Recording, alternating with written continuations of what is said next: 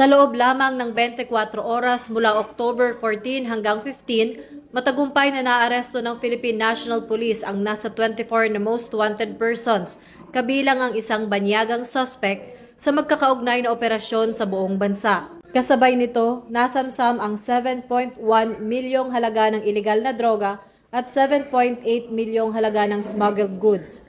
Kabilang sa mga nadakip ay may kasong rape, murder at child abuse, habang ang naarestong Korean national ay may kinakaharap na kasong serious illegal detention sa Cebu. Sa mga isinagawang bypass at interdiction operations ng PNP at PIDEA sa mga lugar tulad ng Kalinga, Laguna, Cavite, Rizal, Cagayan de Oro at Bacolod, nakumpiska ang shabu at marijuana na may kabuang halaga ng lampas 7 milyon. Sa Sultan Kudarat naman, nakumpiska ang mga ipinuslit na sigarilyo na nagkakahalaga ng mahigit 7.8 milyon.